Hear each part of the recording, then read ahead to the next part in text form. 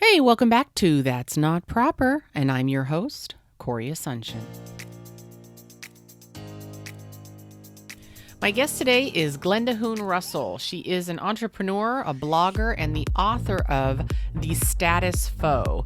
Around 4 years ago, she decided with her husband Kris to dramatically change their lives, sell almost everything that they owned, purchase a Class A motorhome, and begin their journey towards financial freedom and a simplistic, mindful life.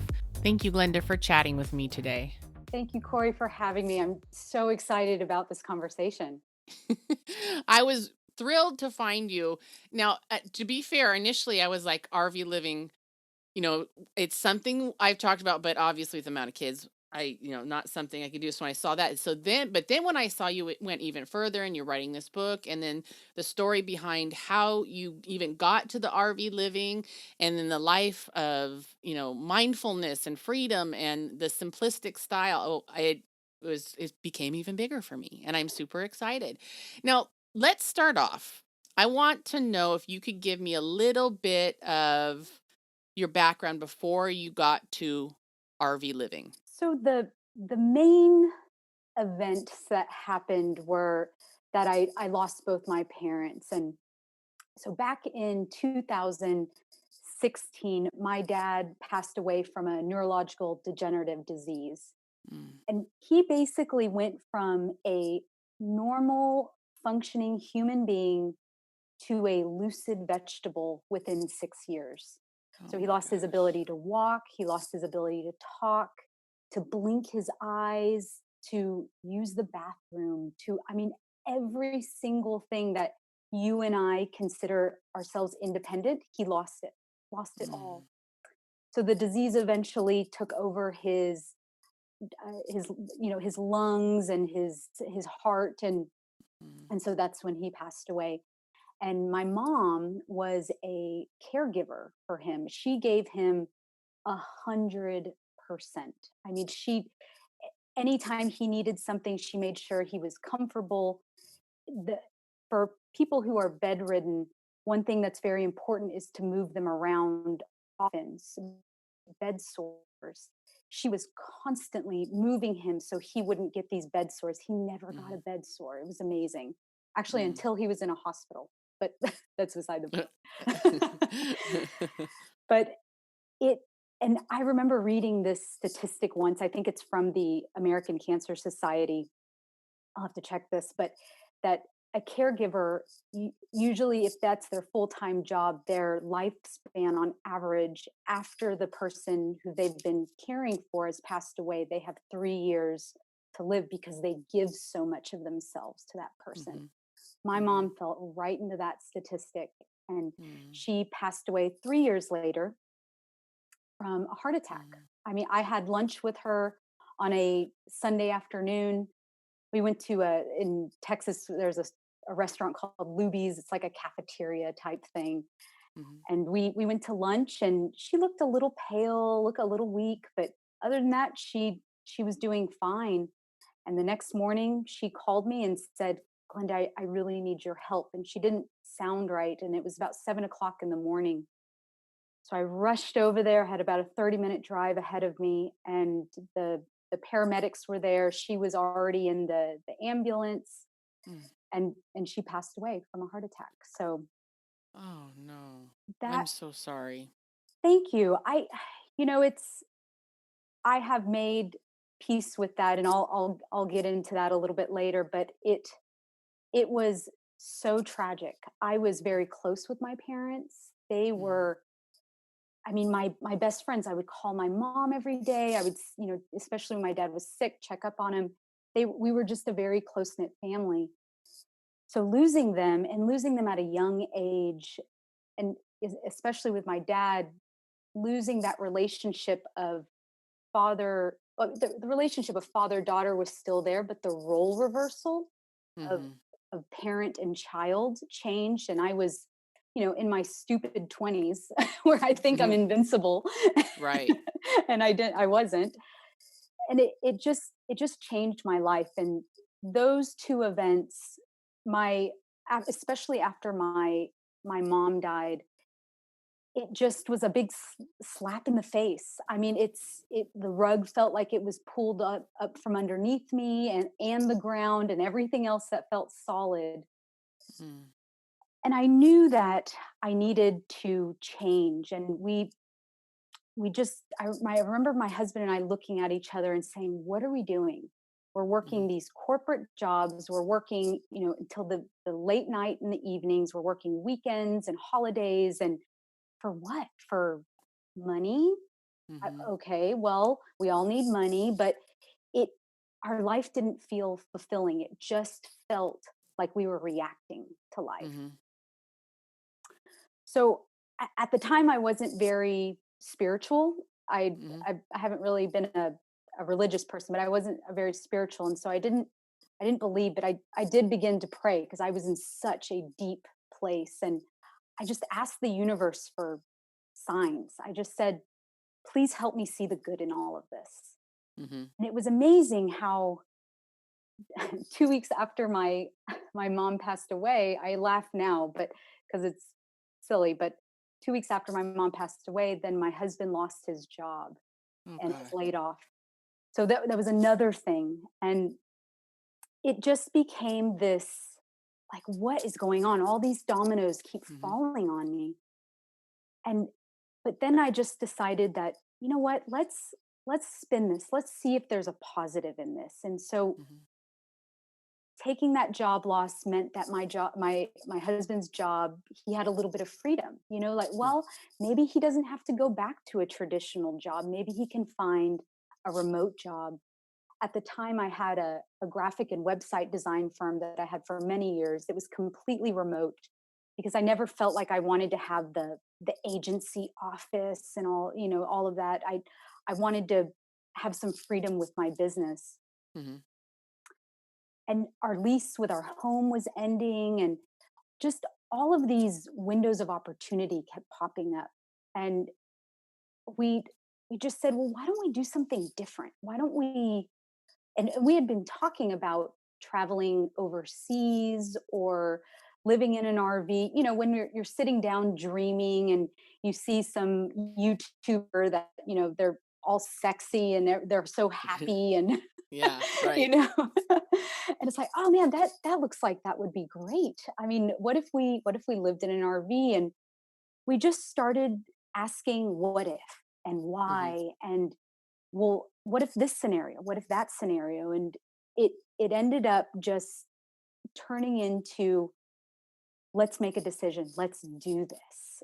And so we just decided to, without any knowledge of buying of RVing in general, because we had never RV'd before, we bought an RV, watched a bunch of YouTube videos on how to purchase an RV, mhm, and we just started. And it just felt really like we were going in the right direction, even though it wasn't perfect. It was probably the hardest few months of our life, especially I was grieving really hard.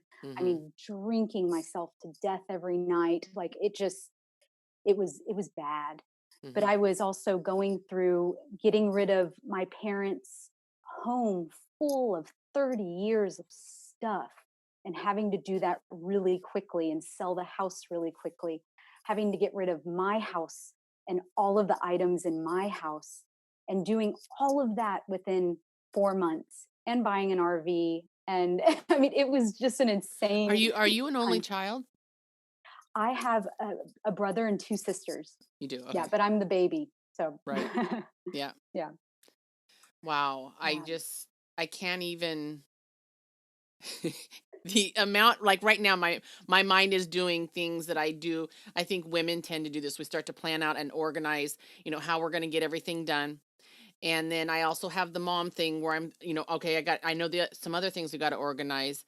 And then I also know a tiny bit, not very much, about RVs. And so I'm, doing that in my head. And I'm thinking, yeah, I'd probably be drinking myself into a tizzy at that yeah, point. I just can. And then with the grieving on top of that, and I can't even imagine. And so this is a huge, so you have all these other things, put the RV living aside for just a moment, all these other major life changes occurring.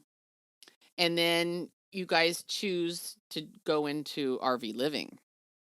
Okay, so obviously that's a stack, let's add to the stack. And so what was it that made you say, okay, this is the choice? Instead of selling everything off and living in a small little home, what made you say, let's do the RV thing? Because you guys also during this, once you guys have transitioned to RV living, you guys have been traveling around the United States as well. Well, I believe that at the time, my husband and I were looking at what are we, what's important in life. And Hmm. especially after losing my parents, the, the, the need for family for us was so important. Hmm. And it seemed like a no-brainer for us to create a life where we are experiencing more of what we want to experience together. Hmm. And there was a just a time period where we were ships in the night. I mean, constantly, just doing our thing, doing our jobs, taking care of I was dealing with my or not dealing, but taking care of my parents. And Hmm. we were just both kind of in our own little worlds. And I felt this separation from him, and but we both loved to travel. And at the time I thought, well, if we could travel more, maybe I can find myself. Maybe I can finally figure out who I am, because right now I'm just in survival mode, and Hmm. I'm tired of that feeling. Right. So it, making this big decision, although it was not recommended by my therapist, making this big decision was this we had to get on the same page. And Hmm. Chris and I, my husband, several years before then, we had gone through the Dave Ramsey financial peace course, where we Hmm. were able to get rid of our debt. We had about $80,000 worth of debt, and I don't like debt. I think it's a ball and chain. And so we were able to that course, which I highly recommend. It puts you on the same page with looking at the future. Hmm. And I because we did that and got out of debt and learned how to manage our money, that also gave us some freedom to do this RV travel, Hmm. because we didn't have, $500 going to this bill and another 200 to this student loan. And we had a little bit of leeway and also Hmm. some savings, because we knew that we wanted to go on this journey together. Okay. So it's like it didn't suddenly happen. It was like an ice sculpture. I was slowly chipping away. Like I knew what I wanted. I knew the feeling that I wanted. I didn't know how to get there. Hmm. And this just seemed like a nice way to, to start that, to start going in that direction. So you sell everything, you find an RV, and you have did you get the class A at that time, or or have you guys changed your RV? Do you have the same RV? We had the same RV, the Okay. same one. And so you have a class, and the class A is one of those big, huge ones, right? Yes. Yeah. Okay. We have a class C, so I know the difference. Ours is like a truck on with it's long. Ours is like 29 feet long or Yeah. something like that. But so yours is the whole one big with the slides that stick out on the sides. Okay. Yes. Yes. Like a bus. So you sell everything, you buy I'm going to call it a honkin' RV. And where do you go first? Our first place was, so we started in Texas near Mhm. Austin Mhm. in the hill country, and we knew that we wanted to go west first. Okay. So our first place was Carlsbad Caverns in Okay. Mexico. Mhm. On day one of our journey, we're so excited, having no idea what we're really doing. Two ACs broke, Mhm. our refrigerator went completely out, and there was one other thing. part of our siding just ripped off because of the winds were so strong. Gosh. I mean, all of this on day one. Oh my I was gosh. like, "Oh my god." We were we were like, "Is this gonna be our life?"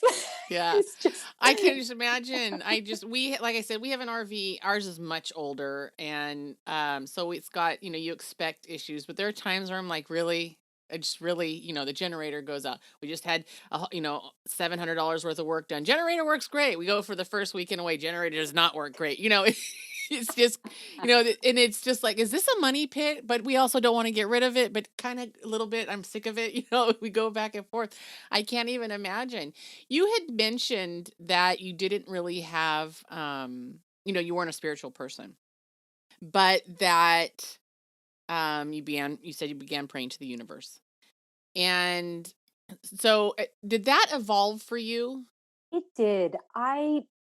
I was reaching for anything. I mean, Hmm. in addition to alcohol, I was just reaching for any comfort. And I grew up with a very strict religious Catholic background, so Hmm. I definitely grew up in that realm. But moving forward, I always thought I would like to have just a relationship with my universe, with God. And through the journey, it was so up and down, to be Hmm. honest, but I had this blind faith that everything was going to be okay because I survived the two deaths.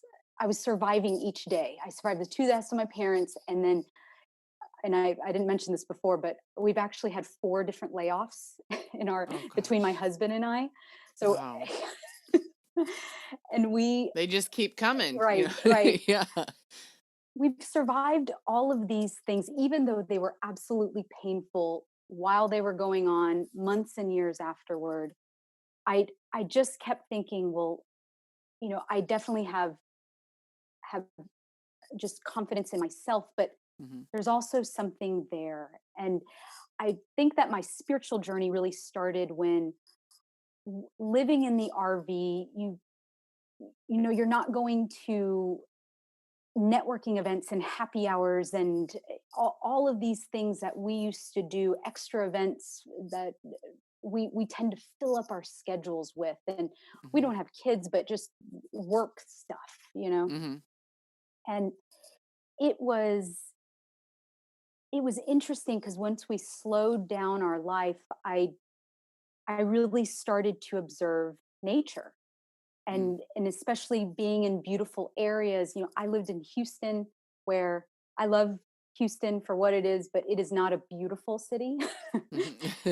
And so going to the west and really seeing just nature and its majesty, and being in awe of what it has to offer, I really felt like I connected with God Mm. in that time period. And so it evolved through yoga, it evolved through meditation. And so all of that has those are all puzzle pieces that has helped my spiritual journey Mhm. in developing my relationship with God, not going the roundabout that I used to go through religion, where I felt guilty all the time. I felt like I it was a very different experience, where now it's all about love and forgiveness and abundance and just beauty. It's a very healthy, beautiful relationship. You have also, I believe you discuss it in the book, but you had mentioned there's three cornerstones to freedom. What are those three cornerstones? Three cornerstones are financial independence, minimalism, and mindfulness. And these are I call these cornerstones because these are the steps that I took from experience to get to where I am now. And Mhm. it I think with and what each of these items do when you focus on them is they provide you a type of freedom. And let me define freedom for me. Mhm. Thank you. I was going to ask you to Yeah. define what you mean by freedom, because I think everybody's kind of got a different definition necessarily of what freedom is. Yeah, I would love Absolutely. to hear what I was totally going to ask you that. So go ahead. Same page. So, freedom for me is having the power to choose, having the power of choice.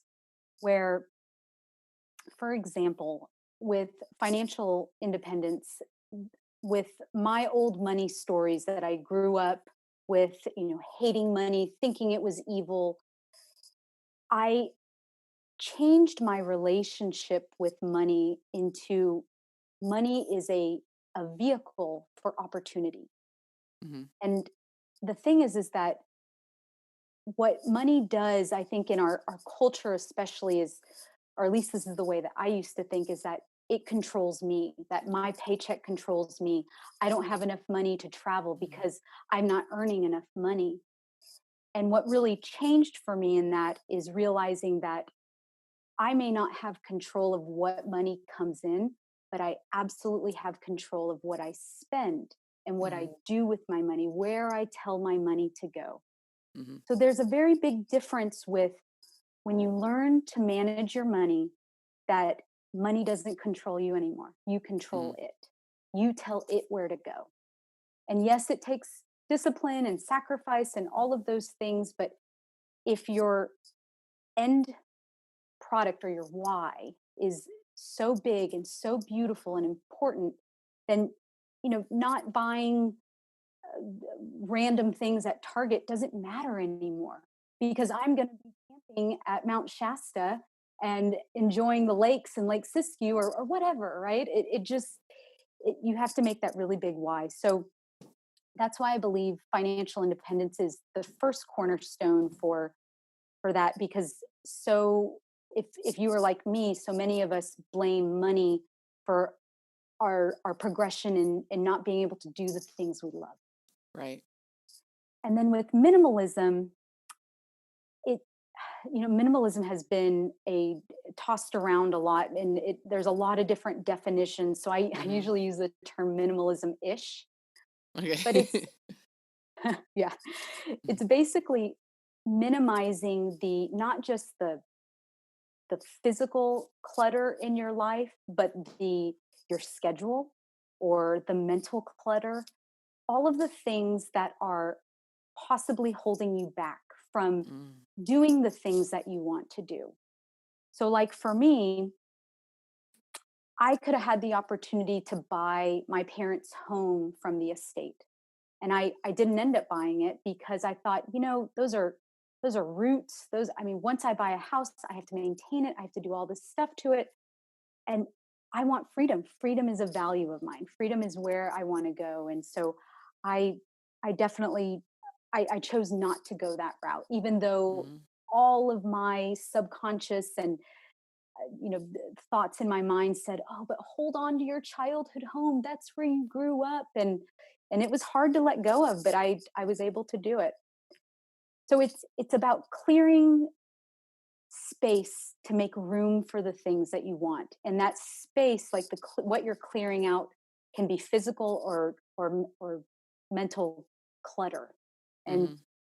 I love using the analogy that a, an airplane needs a clear runway in order to land.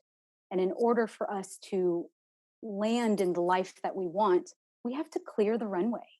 Mm. We have to make sure that we make space for all of these new things that we actually want. And then mindset's probably the biggest one. And I use mindset and mindfulness interchangeably, but That's this a didn't big word. You I see that word everywhere right now, yeah, mindfulness. And it's I go through bouts of, like mental self discussions. What does this mean? What does this person mean by mindfulness right now? Because I feel like it means something different for me than it's meaning right now for them. And yeah, there's the idea of mindfulness for self, but also mindfulness for others. So yeah, I would love to hear what you have to say with regards to that. absolutely. So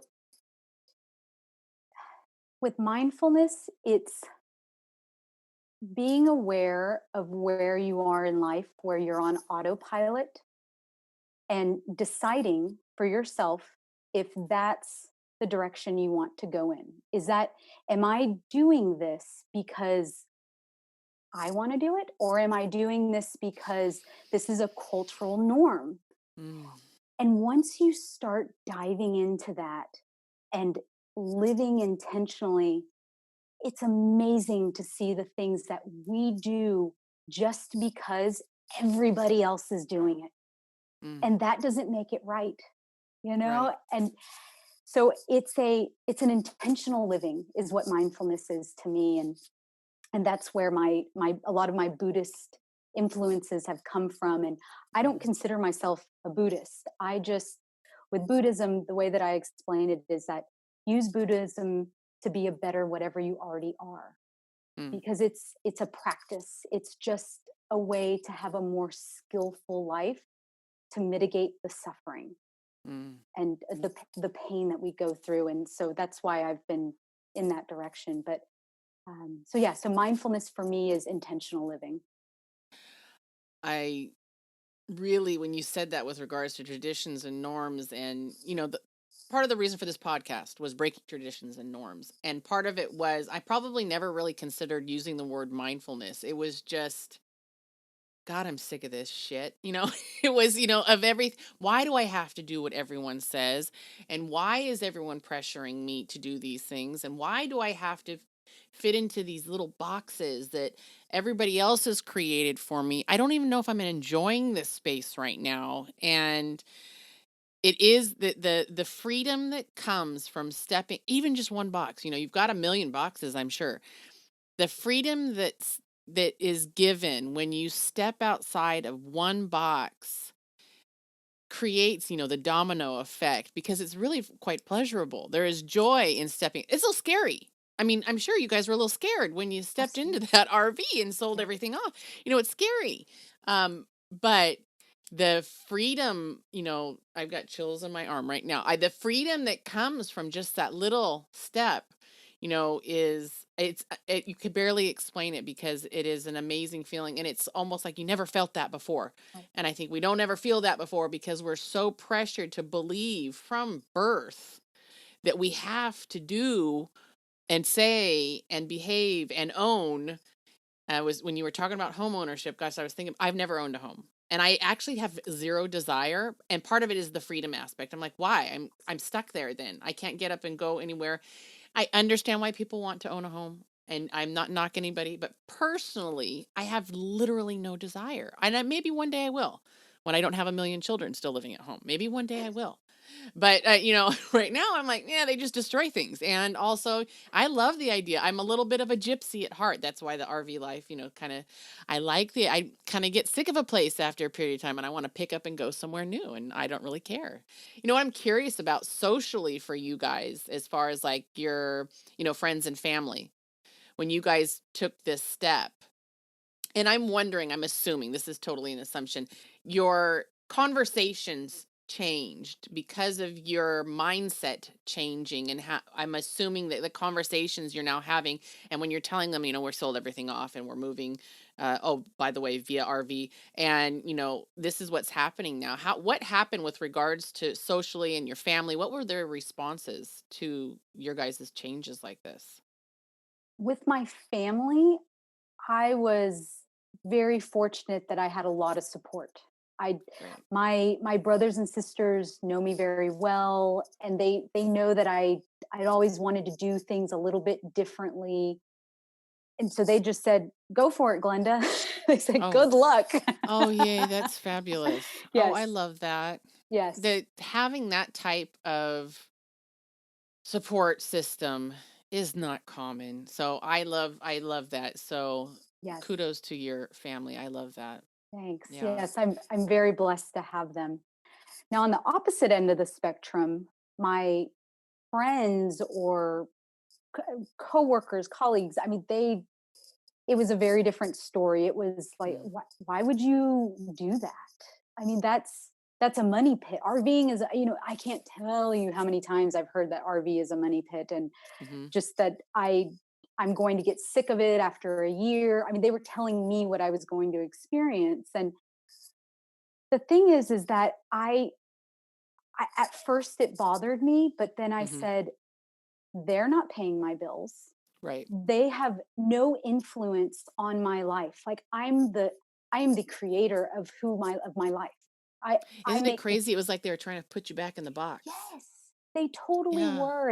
Yeah. And now stepping back from that, I realize that when people do that, they're just doing that out of their own insecurities. Mhm. They're only coming from a place of that they don't think that they could ever do it. They're showing or sharing their own worries, Mhm. whereas it doesn't matter what they think. I mean, it I still love them. I still have Mhm. compassion for them, but in the end, it doesn't matter. Like what matters is what's going on between my family and I, my husband and I, really, you know. Right. And so it just I I just had to ignore it. I really had to ignore it and keep going. I'm curious, interested to know, did you feel like making these changes and then the responses that you had, your family who's being supportive on one side, coworkers and friends who are, we won't say lack of support, but very questioning of your actions. And you still love the friends. It's just still, a Totally. struggle there. But did it change your mindset on how you interact with other people now, as far as, because I think we have, because of traditions and norms, when we are speaking to someone who's making a choice that we may not necessarily make, we as a society feel as though we have the right responsibility, I don't know what it is, to tell them, project upon them our own personal desires as if that's what their desires should be. Do you feel like, because now you have experienced this, and then your mindset change of being mindful and this freedom, did you recognize that your responses to other people's changes, or what's going on with them or what they're doing, it may not be something that you are necessarily interested in or wanting to do, but that your response was different than it had been prior? Does that make sense?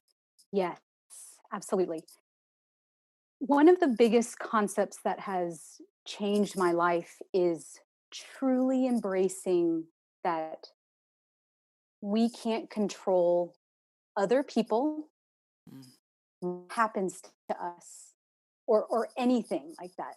The only thing that we can control is how we react to events, situations, people, and then our behaviors that we do after that is our mhm, actual behaviors. So when I actually focus on that, and what's so funny, Corey, is this is a philosophy that I have to remind myself every day. Like if I, especially being on social media and putting my work out there, I get people that, I get all kinds of negative comments. And mm, the thing is that it's I can't control their reactions to me, but what I can control is how I react to them.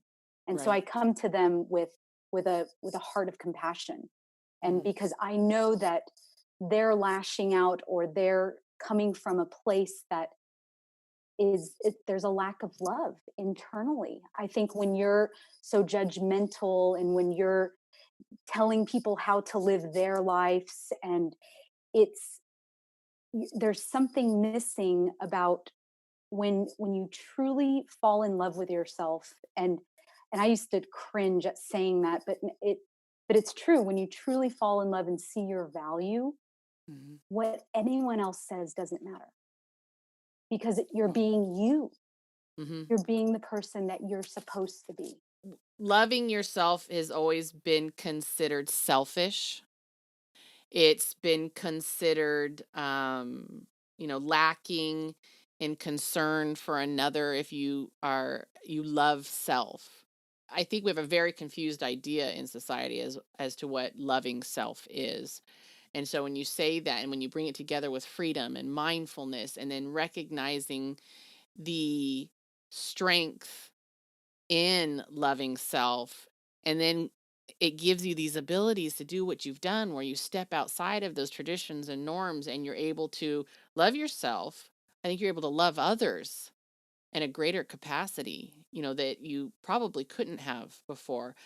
Recognizing the beauty that is around you, and breathing that in a way that really is just expansive as far as how your life can become and how much more freeing it can become. Let's talk a little bit about the status quo also. Now, this is your book. It's not out yet. We're anxiously awaiting. Yes.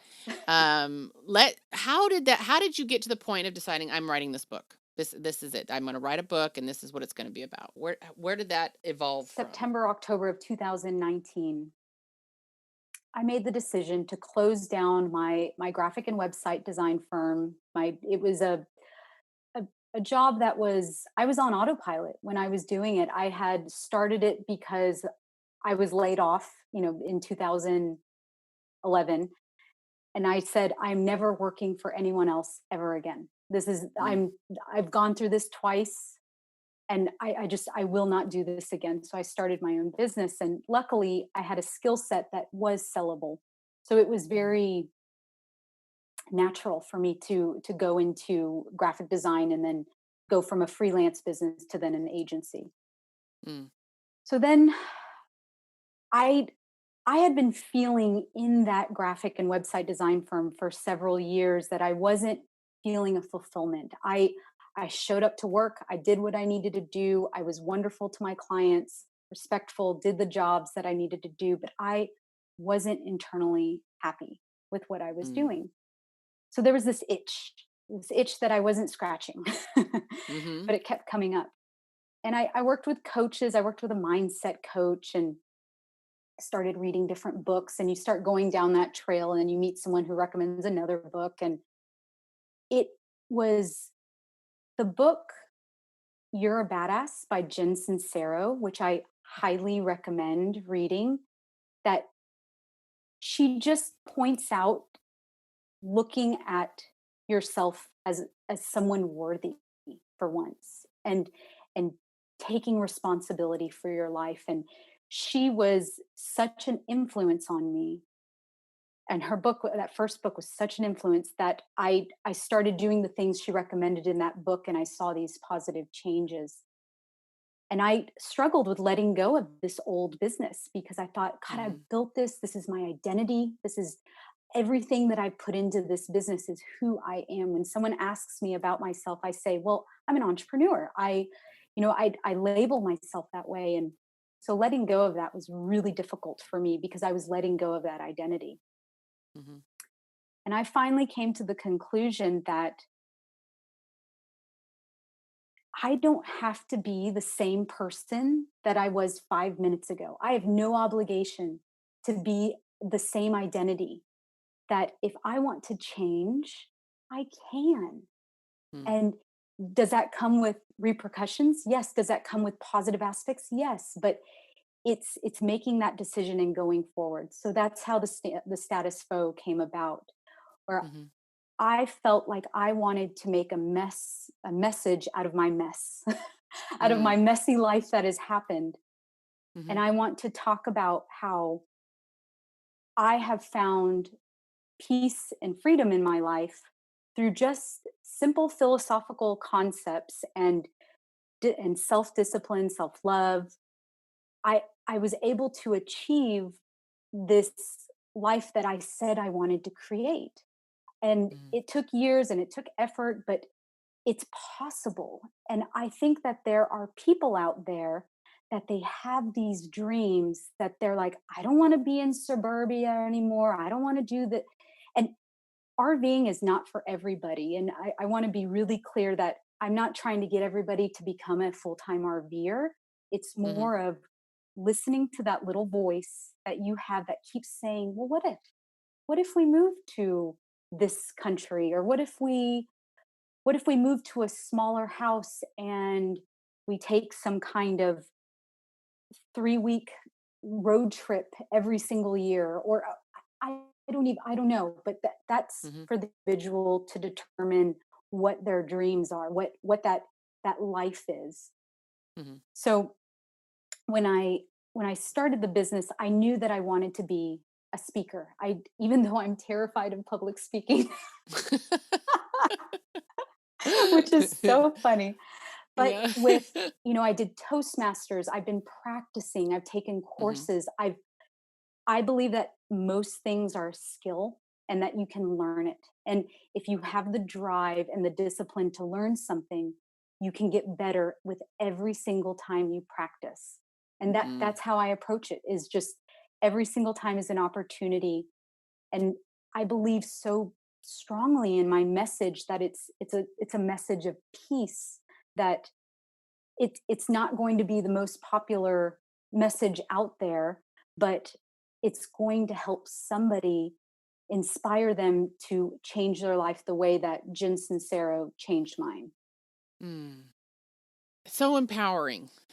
And then to take that, because I know you're not wrong. I know you're not wrong that there are others who have that same feeling that and may feel alone, don't know the steps, and to have that ability to take your story and, the steps that you took and the tools that you used and share that with someone else in a way that encourages and empowers them then to know that it's okay. You're not alone. Because I think that's a big struggle is we think we're alone in these thoughts, especially when you're, surrounded by society that says we've got to have all of these things. But I know that there's people just like you, just like myself, who are going, no, something's not right. And how do I step outside of that box Yeah. that everyone says I have to be a part of? So in order to do this, this was you, breaking free of, traditions and norms. And um what do you feel that really empowered you? What was the biggest empowerment for you to go forward like this? And what is pressing you forward as you go on? Such a great question. I have all these answers flooding my head, and I I know this sounds cliche, but I believe it. Gratitude. Mm, I believe mm, that when you can truly have gratitude for what you have, that desire to have more and to attach yourself to these things and to think that, well, if I buy this, my life is going to be better. If I buy that, this is going to improve my comfort. This is mm, it. The thing is the advertising and marketing companies are just doing their job. They're selling you the benefits of happiness, right? That's what they're mm, selling to us. But when you can look past that and say, I I don't need those things in order to be happy, that mm, my happiness is completely internal. Like when someone asks me, but you don't have a home, my home is within myself, because wherever I go, I have to deal with myself. So mm. wherever Yeah. so I'm a huge advocate for traveling and learning about other cultures. But when people say, "Oh, I want to go travel to find myself," the thing is what we're all looking for is really internal, and it's Mm, really feeling gratitude and satisfaction and feeling self worth and love for yourself and knowing your value and matching your actions with your values. I think that mm, we tend to all have these really great values. Most of us have really great values, like we'll just say family life. I value my mhm, family. Yet you see people not calling their family, and they say, "Oh, I need to call this person more," or they're not spending a lot of time with their children or their spouse, but yet I value family. So there's this disconnect between the actions we're actually taking and the mhm, values we have. So we're not building that self-confidence, that self-worth of, I am doing what I say I'm going to do. And I think that that's one of the biggest keys, is when you can match your behaviors with the values that you have, then it it just, you start to build this confidence in yourself that I can do this. I have the courage to focus on the things that I actually love and value and that are important to me. And it's amazing what it does to your self-esteem. And then you can move forward. You can move forward with Mm, confidence and courage. Because I think it takes courage to make these decisions and take these big leaps. But so many times we're missing that courage because we're like, well, what if this goes wrong? What if that goes wrong? Well, sometimes you just have to just have blind faith is what I call it. Do you remember in mm, Indiana Jones where he goes through some big cave and there's like knives being thrown at him, and then he gets to an edge, like a ledge where there's a deep hole, but he has to get to the other side and he throws this sand mhm. over. And that's how I believe that we have to walk through faith in our life, is that we know where we want to go, but we have to do it with this invisible bridge. And Yeah, we'll get there, but you just have to take the first step and start taking the next step and the next step. And because it's not running across there all joyful and wonderful. It's right. one step at a time, even if you're shaking to death, and you know just do it scared. There's something in our house we talk about a lot. Well, I feel like I'm saying it a lot. Is contentment. So when you said gratitude and you were explaining it, that's what it made me think of. Is it doesn't necessarily to be content where you're at or with what you have.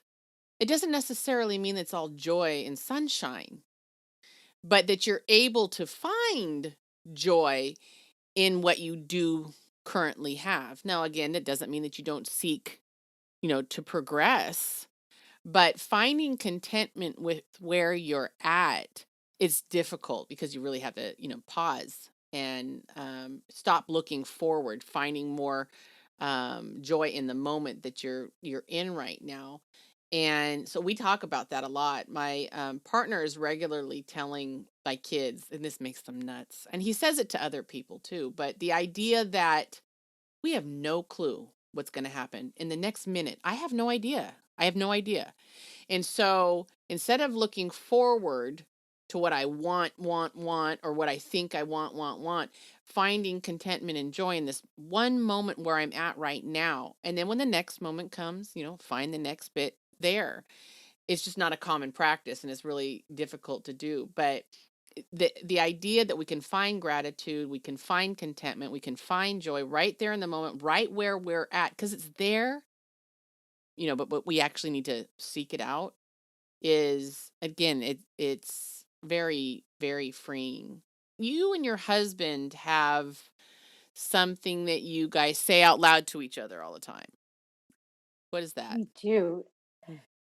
So just to let you know, I have a daily meditation practice, and this is part of my mindfulness practice that helps me to be more present, to have that contentment that you're talking about. Mm-hmm. And we talk about they're the Buddhist five remembrances, and the first one, and there's five of them. I won't go into depth into all of them, but there's something that we say out loud to each other every single day. The first one is that I will get sick. I will lose my health. The second one is I will age. I will lose my youth. The third, I will die. The fourth, I always do this. The everyone and everything that I love will change, and I will be separated from them. Mm, And the last one is my actions are my only possessions, and I cannot mm, escape their consequences.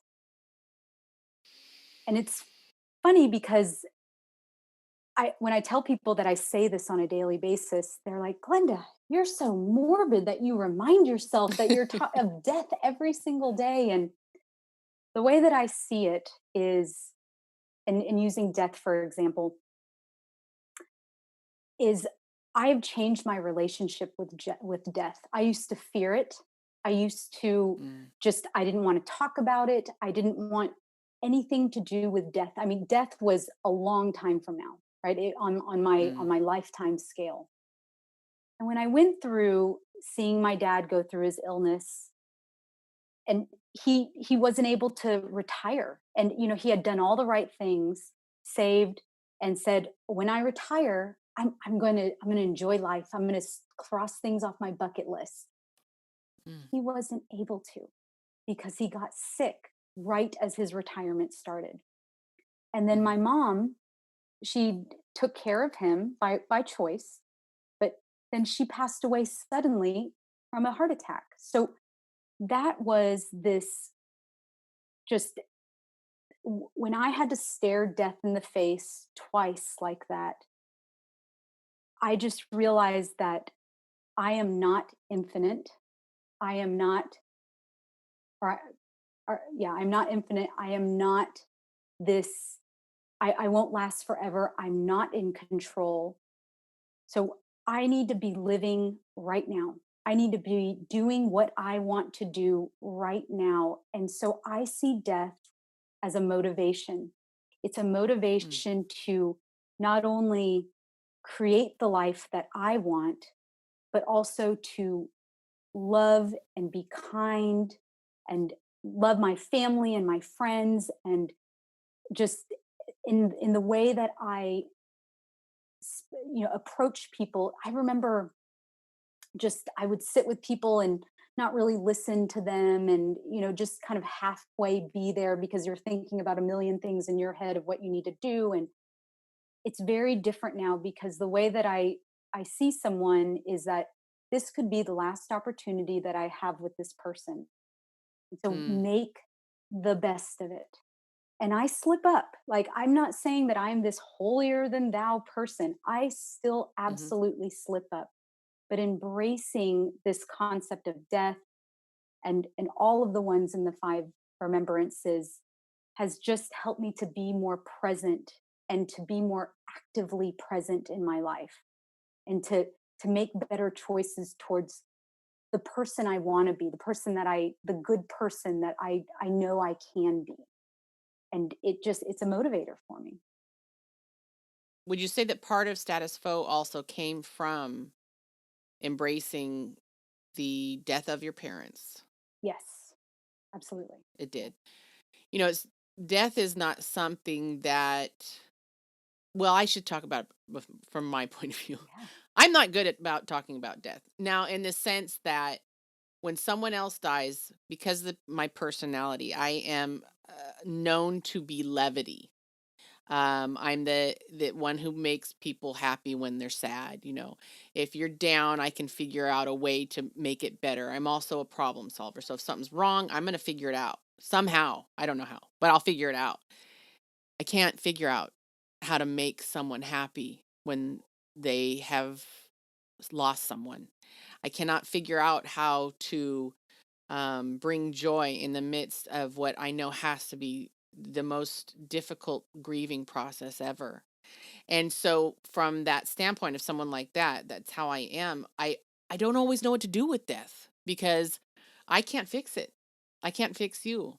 I don't even know what to say. And so the that you have taken these principles, you said the remembrances, Mhm. the The five five. Mhm. remembrances of Buddhism, and it's like an embracement of it. Um that's that's very empowering to me. What was the very last one, the very fifth remembrance? My choices My are, actions are my only possessions, and I cannot escape their yes. consequences. The other ones, I have to say, when you were first telling me that, I'm like, yeah, they do kind of sound a little bit morbid. But that last one though is, yeah, the ownership of that. And then, like you said, embrace, taking that, but then also embracing, death, and saying, I'm going to, instead of delving down into the, whether it be the drinking or severe depression, which, many people do, and understandably, um, and you change the narrative on this, it's just mind boggling. It's blowing me away right now. So, okay, that aside for a moment, another thing that we had really discussed too when you and I had talked was, I'm really big on empowering, and especially empowering women, but empowering anyone. and finding out how we can empower others. I think part of that is telling your own story because it creates the ability for others to relate. And through this process, what have you found with regards to yourself, prior to feeling empowered and now being empowered and now recognizing that you almost have a responsibility to share that empowerment with other women or with other people? I feel empowered because I feel like I took my power back. I Mhm. spent so much of my life living in this survival mode and this reactive mode. And through learning these philosophies and practices, I I feel like the tables have turned where I choose what I let in. I choose what bothers me, what because with especially with meditation, you don't stop thinking. You choose your thoughts. You choose which thoughts you if you have like let's say an anxious thought. And I don't know about you, but with anxious thoughts, I can run down a rabbit hole of just what ifs and this scenario, and you make up all these crazy stories. And then you get in this really Mhm. bad mood, and then you're stressed, and then you go yell at this family member, and you go yell at that family member, and then you start yelling at someone on Facebook. It's just this Mhm. reactive thing. And what I've learned is through meditation is being able to be aware of those thoughts. And it's such a simple but so difficult exercise to do because it's so against what we've learned for our entire Mhm. life. We've our culture, our society has taught us to be reactive. Like that Mhm. that's how it is. And what's wonderful about feeling empowered of taking your power back is that you don't have to react. I say that calm is a superpower because Mhm. being calm, you're back in the driver's seat. You put yourself back in the Mhm. driver's seat. And I I want to share that. I want to share that empowerment so I can these other people who have beautiful stories and that can feel this fulfillment and have compassion for others and stop hating on everybody for every little thing that they're doing good, that they're living a fulfilling life. And that's what I wish for people, and that's what my intention is with all of this. And so with the empowerment, one of the things that I work with my clients is you have to go it's really you have to start off slowing down your life and slowing things down and observing where are you reacting in your life. And that takes time, but it's learning to recognize what are things that bring you joy again, instead of alcohol, which I don't know. There was years and years of my life that I was 5 o'clock, my mouth would start salivating. I wanted that glass of wine. I wanted that tonic. I want whatever. And I would reach for that. And it's because I was like, oh, I want to take the edge off. Oh, I Mhm. want to be more social at this event. Or oh my gosh, I don't want to be at this family event. So I'm going to drink a little to just have a little more fun. And and that was my experience. I don't know if that's everybody's experience, but it learning to find joy in the things that are just normal activities. I say normal activities, like how should I put this? It's more of just finding what those little things that bring you joy again, and Mhm. focusing on finding a hobby. I don't know about you. Now, I know you have a house full of kids, but we're not really encouraged to have these hobbies that actually bring us joy. I when I talk to a lot of my clients in the beginning, they say things like, "Well, my hobby is retail therapy." And Mhm. although I I think that that can bring joy to some people, I think it's just well, that's something to go do. I'm going to go walk around Target 500 times, spend 200 bucks that I wasn't expecting to spend. And is that really bringing you joy? No, like let's go Mhm. back to your past. Did you used to garden? Did you used to do art? Did you used to go hiking? What were things that you used to do that just lit you up that you forgot about the time? And Mm. putting more of those activities back in your life, I think brings life back out. And then you start to feel like, oh my gosh, I don't necessarily have to go straight to alcohol every single day after work. I can go for a walk. I can go spend time with my kids. I can, whatever that is. And so I think just taking time to figure out what you actually want and what you actually like to do is so important in the beginning, and kind of just taking that break and slowing down and minimizing the schedules, and just take, even if it's one step at a time, just taking those steps back. 'Cause this is not a quick fix type Mhm. solution. This is very much a practice of consistency and self-love, self-discipline, which I believe Mhm. are the same thing. It makes me think of when you're talking about looking back too upon things that used to bring you joy. I think sometimes we forget Hmm.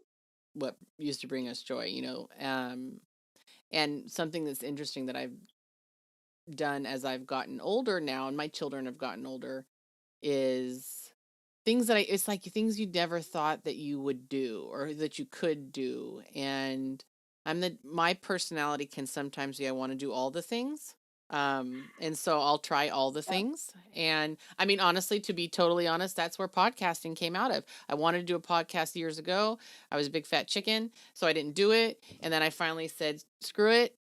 I want to do all the things, and this is one of them. And then, well, it turns out I love it. And so I can see exactly what you're saying because that's what it was for me. It was I'm going to find these other things because I wasn't finding joy everywhere else. And then when you have that, uh, like you have done with writing this book and this change in your life, and then you have that ability to share it with others is truly amazing. It is empowering, but it's also a sense that brings about a sense of community too, where I feel like we as a society, our community is dwindling. I don't think we look at each other as a community anymore.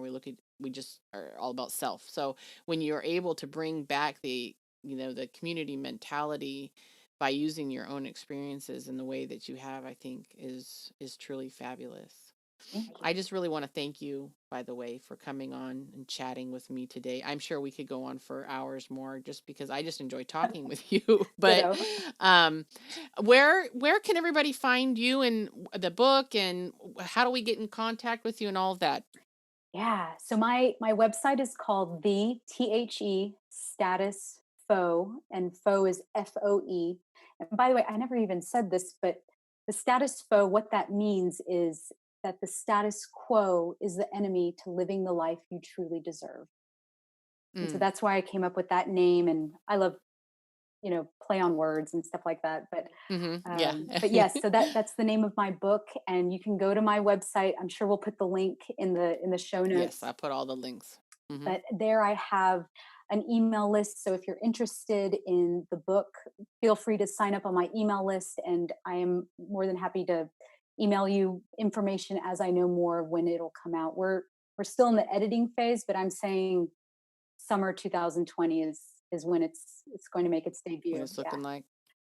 And now on your website too, you blog also. So you have some blog posts and things like that where people can kind of keep up with you and what's going on and your thoughts and things like that. Absolutely. And then I am hoping that when this will, we'll just put it out there in the universe, book coming in the summer, that we can have you back on, even if it's just like a live or something like that, and we can talk about the book because I'm looking forward to reading that book as well. And definitely check out Glenda's website.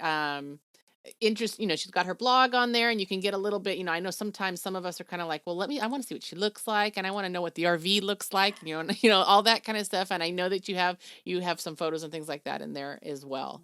Again, thank you so much, Glenda, for coming on today, and I look forward to when the status quo comes out. Thank you so much, Corey. This is an amazing opportunity, and I want to say that I admire you for having this podcast, because there are so many things that you talk about, and I know some things that your future podcasts that you'll have that are amazing topics that need to be talked about. And this is how change starts: is we talk about things, and we don't shame people, we don't guilt people, we just live our life, talk about things, and if that plants a seed, that's amazing. And I support 100% what you're doing, and I'm excited to see where this podcast goes for you. Thank you. Gosh, I'm gonna cry now. Let it go. Yeah. Thank you so much for listening into today's episode of That's Not Proper. Remember to subscribe and review That's Not Proper on whichever podcast platform you are listening in on. Check out Glenda Hoon Russell's website, The Status Quo. On that website, she's got her blog. She'll let you know when her book is officially released. But in the meantime, you can connect with her and hear a little bit more about her ideas and her story in the book as well. She also has a YouTube channel, and that is also The Status Quo. So please check her out. And as soon as Glenda's book is out, I will let everybody know and hopefully get to have her back on so we can talk a little bit more about the book once it is finally released. Otherwise, thank you so much for listening in to That's Not Proper. And remember to listen in to next week's episode.